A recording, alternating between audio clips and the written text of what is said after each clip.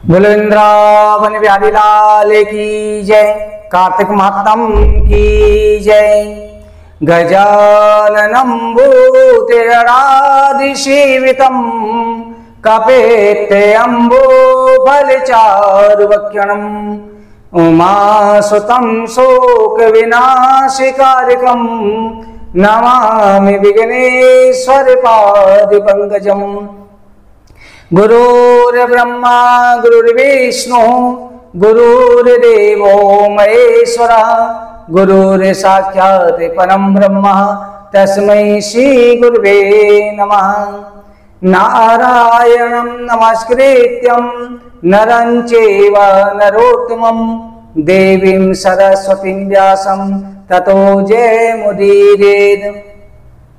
श्री राधे मेरी स्वामिनी मैं राधे को दास जन्म जन्म मोहि दीजियो श्री वृंदावन वास।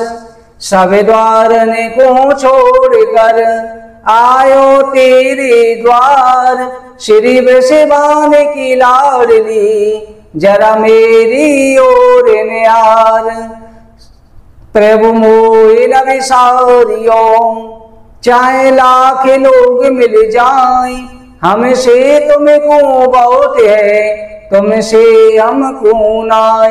बोलो कार्तिक मातम की जय।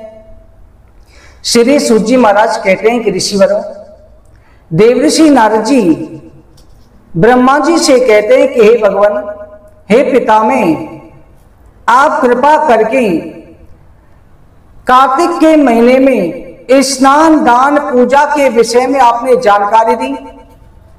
कार्तिक के महीने में और किस प्रकार से किस देवता का पूजन किया जाता है। ब्रह्मा जी कहने लगे कि हे पुत्र, मैं तुम्हें वर्णन करता हूं।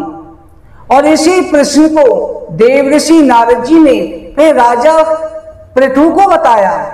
राजा पृथु ने देवऋषि नारद जी से प्रश्न किया। सूत जी महाराज से शौनकाय 88 ऋषि कर रहे हैं, ब्रह्मा जी से नारद जी कर रहे हैं, नारद जी से पृथु ने पूछा। पृथु ने कहा कि आपके द्वारा बताई गई भगवान विष्णु से संबंधित इतिहास गुरुजी मैंने सभी श्रवण करे।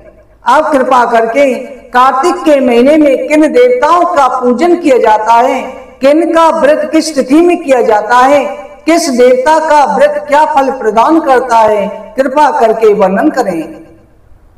नारद जी कहते हैं कि हे राजन, कार्तिक के महीने में ब्रह्मा, गणेश, अहोई देवी, लक्ष्मी, इन सभी का व्रत किया जाता है।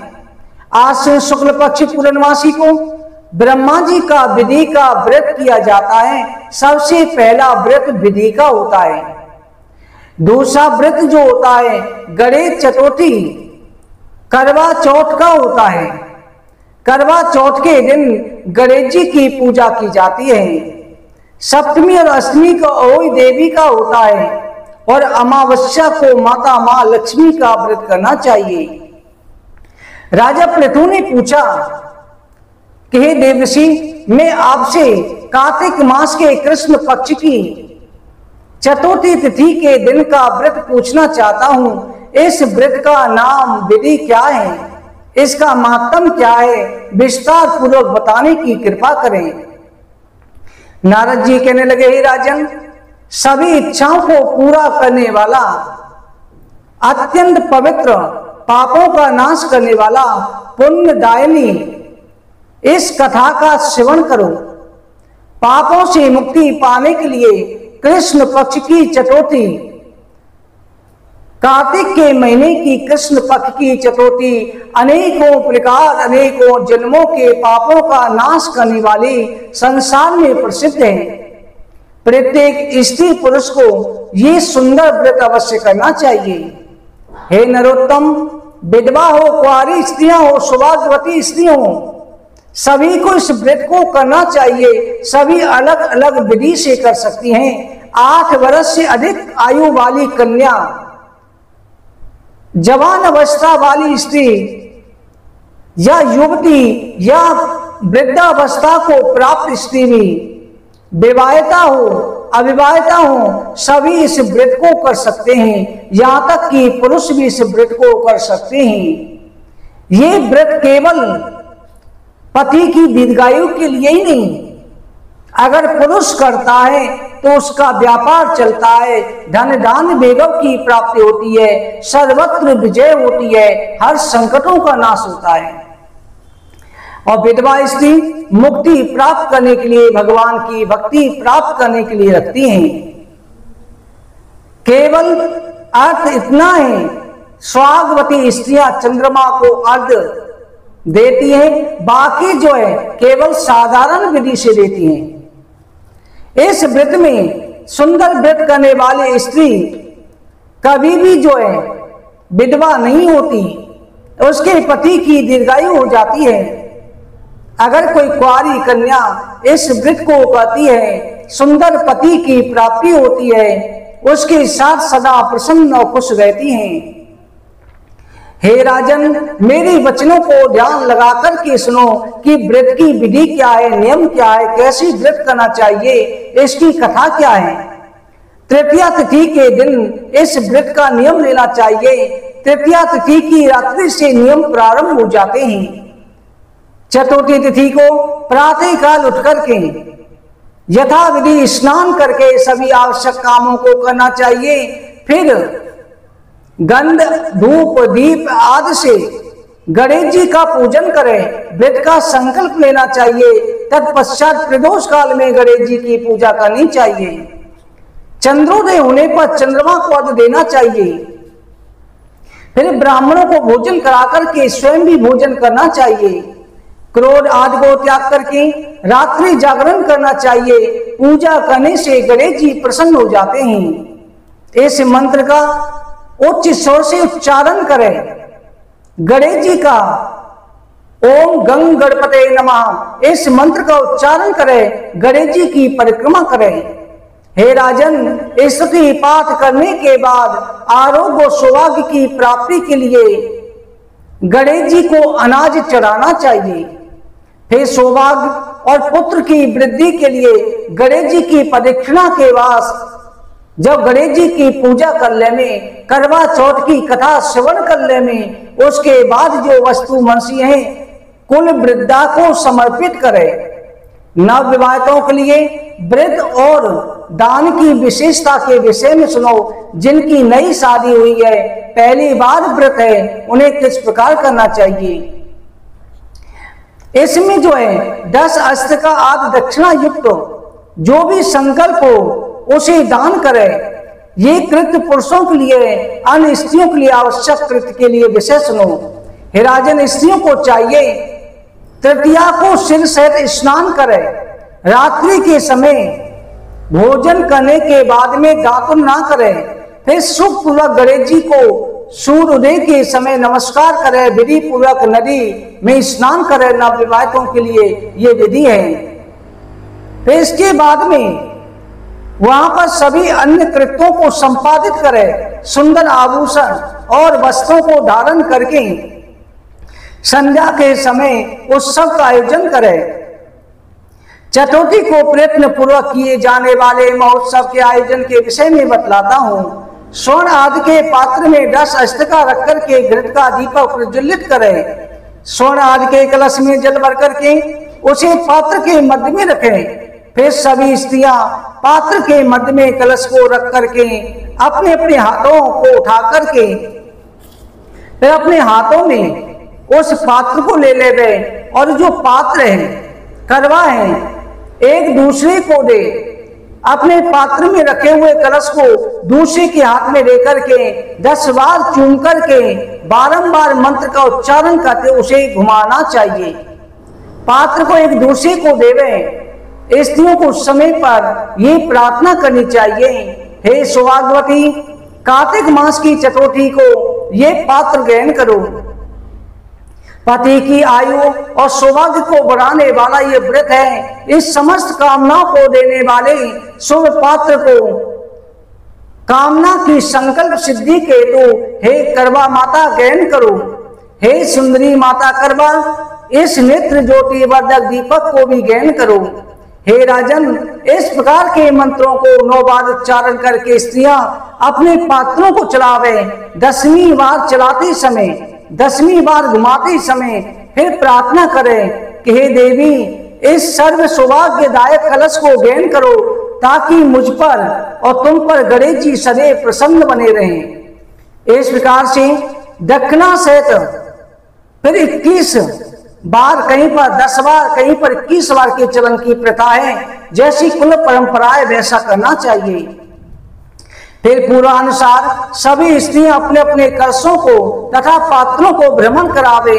हे राजन, भ्रमण के बाद वे दक्षिणा के साथ पात्रों को गुरु, ब्राह्मण अथवा कुल वृद्धों को देवे। तदुपरांत ब्राह्मण के द्वारा सभी स्त्रियां कथा श्रवण करें। पुरुष भी प्रदोष काल में कथा सुने। स्त्रियां चंद्रोदय के समय चंद्रमा को अर्घ दें। अर्घ और दान देने के बाद भोजन ग्रहण करें। हे राजन, इस विधि से जो स्त्रियां प्रतिवर्ष व्रत रखती हैं उनका सौभाग्य स्थिर रहता है। जो स्त्रियां मोह अथवा अहंकार में भरकर इस व्रत को नहीं करती उनके पति की आयु जो है नष्ट हो जाती है। अतः स्त्रियों को इस व्रत को कभी त्यागना नहीं चाहिए। इसके न करने से दुख और करने से सुख प्राप्त होता है। राजा पृथु ने कहा कि जब सभी मासों की गणेश जी का व्रत एक जैसा महत्व रखता है तो हे भगवान, कार्तिक की चतुर्थी का व्रत ही सबसे श्रेष्ठ क्यों है? देवर्षि नाथ जी कहते हैं कि राजन, पूर्व काल में मृत लोक में इस व्रत को प्रकाशित जो किया था उसकी विधि बताता हूँ। नारद जी कहते हैं प्राचीन काल में भद्रावती नामक नगरी में सुधर्मा नामक राजा राज्य करता था। उसके 4 पुत्र बड़े प्रसिद्ध और महाबलशाली थे, जिनके नाम देवहौम, सुशर्मा, जयसलवा, सुशोभन थे। उस राजा को देवांगनाओं के समान सबको परम प्रिय वीरवती नाम की कन्या प्राप्त हुई। राजा ने उसका विवाह देवव्रत की सातवीं कर दिया। उस कन्या का विवाह देवव्रत से हुआ। वो दोनों दंपति परस्पर गुणों से आनंद पूर्वक रहते थे। एक बार राजा के घर में बैठे हुए देवव्रत को अचानक ही नागराज ने डस लिया। ये देख करके वीरावती अत्यंत दुखी होकर के विलाप करने लगी। उसके रुदन को सुनकर के सभी भाई समीप आ पहुंचे। पिता, माता और भाभियों सहित नगर के सभी लोग राजकुमारी के दुख से बहुत दुखी हुए। इसी बीच में ऋषि पुलस्त जी आ पहुंचे। वो उनके दुख को हरने वाले, आनंद की वृद्धि करने वाले थे।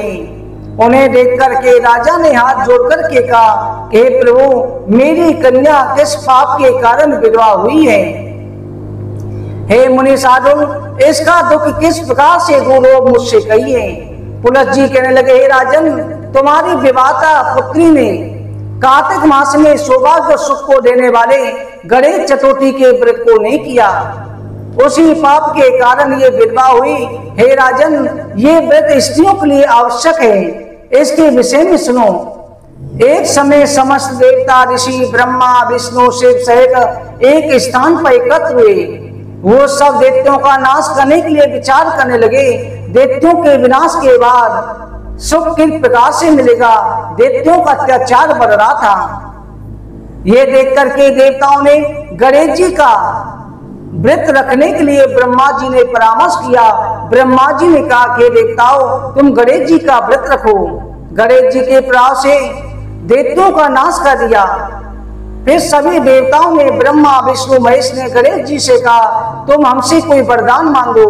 तब गणेश जी बोले, हे देवताओं, हे भगवान, कार्तिक के महीने में कृष्ण पक्ष की चतुर्थी को जो स्त्री मेरा व्रत रखे उसका पति चिरंजीवी हो। आप लोग मुझे ये वरदान दीजिए। जो पुरुष कार्तिक के महीने में इस व्रत को रखे वो दीर्घायु हो, उसकी सब जगह विजय हो।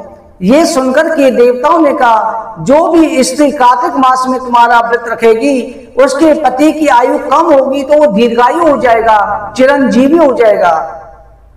जो इस व्रत को नहीं करेगी उसके पति की आयु नष्ट हो जाएगी। हे राजन, देवताओं के वरदान के प्रभाव से ये व्रत जो है सभी स्त्रियों को प्रयत्न पूर्वक करना चाहिए। तुम्हारी पुत्री ने इस व्रत को नहीं किया, इसलिए उसे ऐसा फल मिला है। राजा ने कहा, हे तपोधन मुनि, अब मुझे क्या करना चाहिए जिसके करने से मेरी पुत्री को सुख प्राप्त हो? पुलस्त्य जी कहने लगे, राजन, यदि आपकी पुत्री अब भी कार्तिक मास के कृष्ण पक्ष की चतुर्थी को विधि पूर्वक व्रत रखे तो गणेश जी की कृपा, मेरे अनुग्रह से इसका पति जीवित हो जाएगा, इसमें संदेह नहीं है। यह कहकर के पुलस्त्य जी चले गए। तब राजा की पुत्री ने अपने पति के मृत शरीर को तेल में सुरक्षित रखवा दिया। इसके बाद में जब कार्तिक का महीना आया तब उसने विधि पूर्वक व्रत को किया, महोत्सव रच करके पात्र विचलन करके अंत में कथा सुनी, ब्राह्मण को दान दिया। रात्रि के समय चंद्रमा को अर्घ्य दिया, फिर ब्राह्मण को दान पुण्य दिया। उस व्रत के प्रभाव से उसका पति जीवित हो गया। हे राजन, उसी समय से ये व्रत प्रचलित हुआ। जो भी स्त्री अथवा पुरुष इस व्रत को करते हैं सुख सौभाग्य पाते हैं। हे राजन, गणेश व्रत की कथा जो है ये ब्राह्मण से सेवन करनी चाहिए या ब्राह्मणी से सेवन करनी चाहिए या अपनी सास से सेवन करनी चाहिए।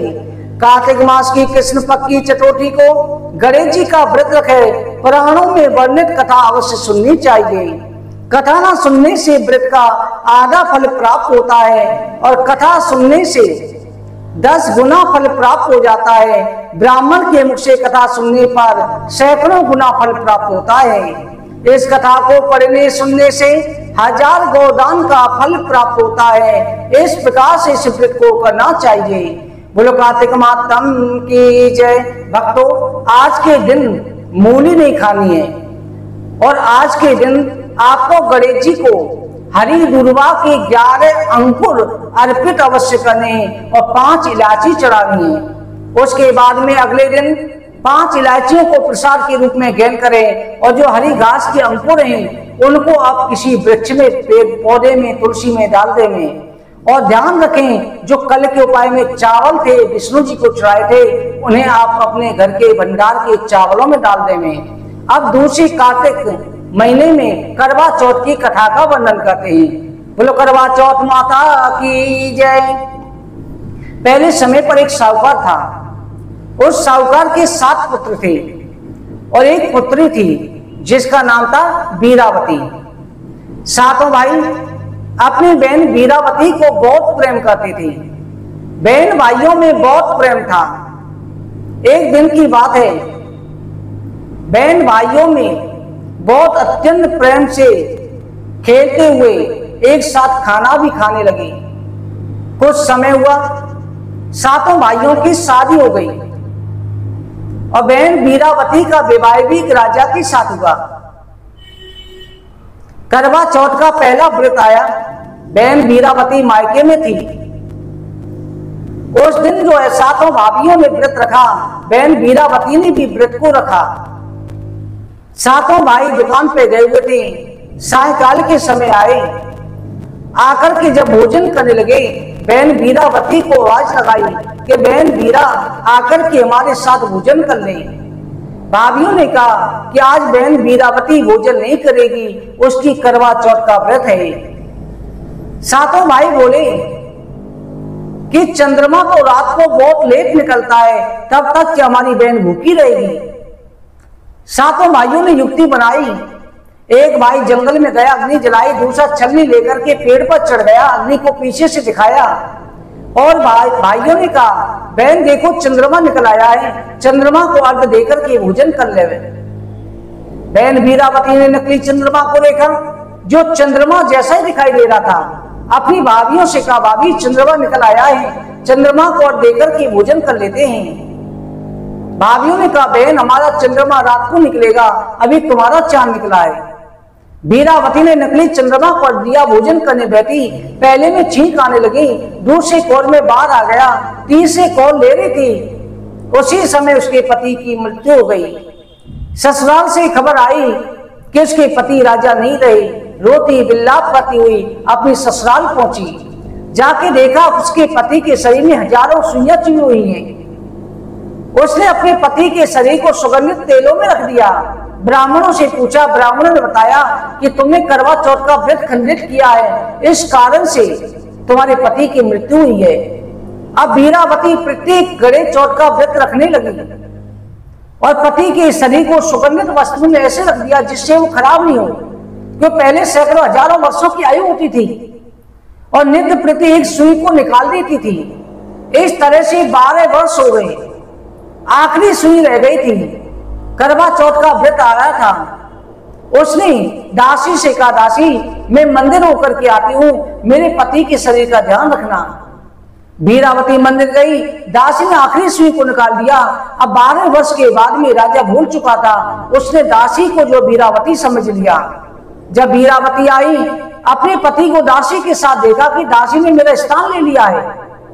बेचारी अपने भाग्य को कोसती हुई दासी बनकर के रहने लगी। कुछ समय के पश्चात राजा ने कहा कि मैं बाजार जा रहा हूं, विदेश जा रहा हूं, क्या लेकर क्या हूं। जो नकली रानी थी, दासी रानी बन गई थी, उसने हीरे जवाहरात के आभूषण मंगवाए। वीरावती से पूछा, वीरावती ने कहा कि महाराज मेरे लिए गुड्डा गुड़िया ला देना। राजा ने कहा यह भी मंगाने की वस्तु है। आखिर में दासी दासी होती है कहकर के राजा गया, लाकर के और दे दिए। वीरावती अपने कमरे में रात को रोज गुनगुनाती रहती, सुनो रे गुड्डा, सुनो रे गुड़िया, सुनो हमारा दुख, 12 वर्ष सेवा करी फिर भी ना मिलो सुख। एक दिन राजा ने सुन लिया। राजा ने कहा इसे क्या दुख है। जो दासी थी रानी बनी कहने लगी ये पागल है, इससे बात मत करना। पर राजा ने एकांत में पूछ ही लिया कि दयालु हृदय का था कि दासी तुझे क्या दुख है। वीरावती पहले बताना नहीं चाहती, जब ज्यादा था तब वीरावती ने कहा जो दासी थी वो रानी हो गई, रानी थी वो दासी हो गई। मेरे भाइयों ने नकली चंद्रमा को और दिलाया, पति की मृत्यु हुई, 12 वर्ष सेवा करी, सारी कथा क्या सुनाई। उसे सुनते राजा को क्रोध आया, तलवार निकाली कि दासी का सिर काट देता हूं। वीरावती ने कहा स्वामी इसमें इसका कोई दोष नहीं है, मेरे भाग्य का दोष है, इसे क्षमा कर दो। राजा ने वीरावती को अपनी रानी बना लिया और दासी को दासी बना दिया। हे करवा चौथ माता, जैसे पहले आई किसी के मत आना, पीछे जैसे सुख समृद्धि सब कुछ सुख शांति दी, पति दीर्घायु करा, धन दान दिया, राज वैभव दिया, वैसे सबको देना। सभी के पति की दीर्घायु हो, सभी के घर में प्रसन्नता हो, निरोग रहे, सभी को संतान प्राप्ति हो, मनोकामना पूर्ण हो, यही हमारी प्रार्थना है और यही हमारा आशीर्वाद है। भक्तों, आप इस कथा में जो है संकल्प लेना चाहते हैं तो संकल्प की विधि भी आपको बता रहे हैं, और जो दान करना चाहते हैं आप कथा का तो आप हमारे पेटीएम नंबर पर कर सकते हैं जो आपको दिखाई दे रहा है, डिस्क्रिप्शन में मिल जाएगा। आप संकल्प करें हाथ में जल लेकर के, और जो सामग्री सामने संकल्प कर सकते हैं ओम विष्णु विष्णु विष्णु कहिए 3 बार। ओम अद्वितस्य ब्राह्मणो द्वितीय परादे श्री श्वेत वाराय कल्पे जम्बू दीपे भरत कल्ले आर्यावर्ते देशांतर्गते, आपको मंत्र नहीं बोला, आर्यावर्ते देशांतर्गते अमुक क्षेत्रे, अपने घर का पता बोलिए। अमुक मासे कार्तिक मासे कृष्ण पक्षे गणेश चतुर्थी तिथ्याम, अमुक्याम वासने बार का नाम बोलिए। अमुक नाम में अपना नाम उच्चारण कीजिए, अपना पति पत्नी का। अमुक गोत्र पढ़ने अपना गोत्र उच्चारण कीजिए। अमुक कामना सिद्ध्यते, पति दीर्घायु हेतु, पति प्रेम प्राप्ति हेतु, पारिवारिक सुख शांति हेतु, संतान प्राप्ति हेतु, संतान सुख प्राप्ति हेतु, धन वैभव प्राप्ति हेतु, गणपति भगवान करवा चौथ माता कृपा प्राप्ति हेतु, करवा चौथम व्रतम कथा श्रवणम करिष्ये। जो सामने सामान रखा है 3 बार घुमा के उसके आगे तब छोड़ देंगे। इस विधि से आपको करना है। आप सबको करवा चौथ की बहुत बहुत बधाई हो। आगे की वीडियो भी देखें और इस वीडियो को कथा को ज्यादा से ज्यादा शेयर करें। जय श्री कृष्ण। बोले वृंदावन बिहारी लाल की जय। जय जय श्री राधे, जय जय श्री राधे, जय जय श्री राधे।